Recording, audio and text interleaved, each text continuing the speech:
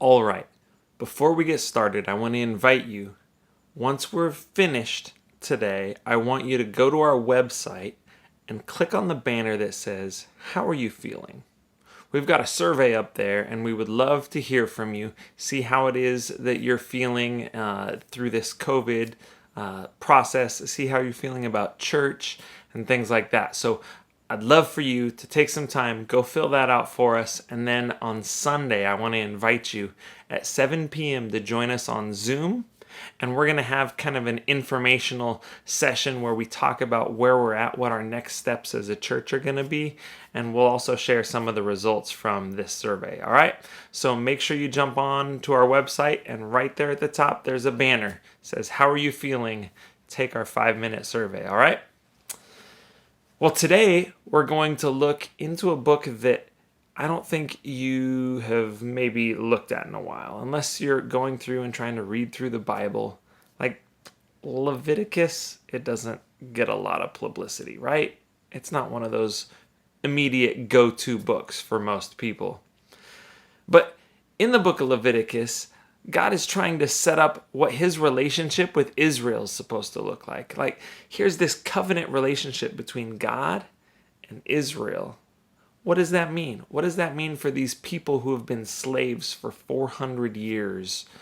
What does that mean as they're discovering who God is, learning to trust him? How are they going to outline their relationship? And so, as is very typical in that area at that time in history, a covenant relationship would be defined, and then these blessings and curses would be listed, right?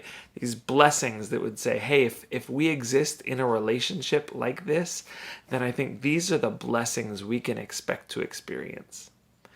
And if we don't, like, here are these curses that we're going to bring down on ourselves. Like, this isn't something one person's going to, it's not a threat.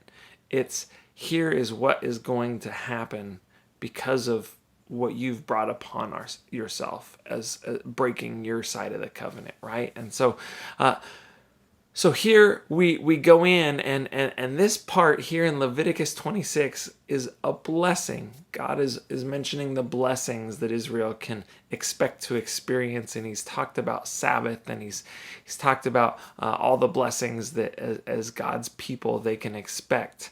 And here we have this verse about not being afraid in chapter 26, verse 6. And it says,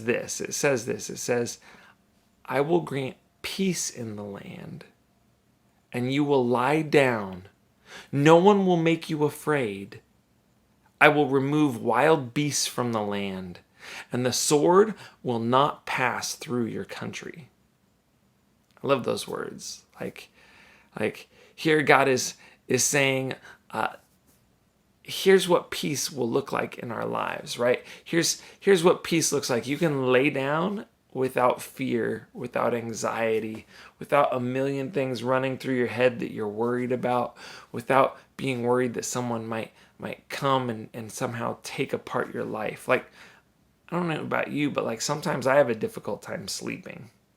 There's a lot going through my head, and my mind is always racing, thinking about the various things that need to be done, could be done, wondering about my kids, wondering about the church, wondering about my wife and her work, wondering about finances, wondering about what the future of our health, of our country. So many different concerns, and it seems like sometimes the more I take in, and the more I learn about what's going on in more and more people's lives, and what's going on in our neighborhoods and in our governments, and like, it just keeps me up at night. And God says, whoa, you're focusing on the wrong thing, right? He says, you can lay down without all that anxiety. Those things are important, but focus first on me, right? And he says, nothing wild and random can harm. I'm going to take the wild beasts out of the land. Like, nothing wild and random can even harm you. And then he says, the sword won't pass through your land or through your country. Like violence can't overcome you. And it's not that somehow wild is not going to happen. It's not that somehow violence, you're immune from it just because you're in a relationship with God. It's that when you're focused on your relationship with God, you realize what matters most and what matters but still matters less. That there's certain things as a follower of Jesus that God can't take away from us. And my favorite part in this whole thing is just that line right in the middle of the verse, no one will make you afraid. Here's the fact. There's a lot of fear-mongering going on right now. Because we fear losing things. We fear things changing. We fear that we've lost or that we might lose. We fear all sorts of things. And what happens right now at this moment in history is that there are all these opportunities for people to capitalize on our collective fear. They can capitalize on our fear to get their candidate elected. They can capitalize on our fear to make us buy their product. They can capitalize on our fear to make us support their cause or various things. And here's the thing. God says fear is not a driving force for you. There's nothing to be afraid of. No one can make you afraid. Right? And that's just so encouraging to me. Like at these moments where there's so much going on around us, remember that God will grant you peace.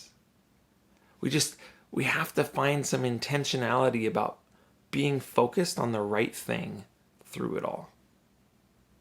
Focus on Jesus, and no one can make you afraid.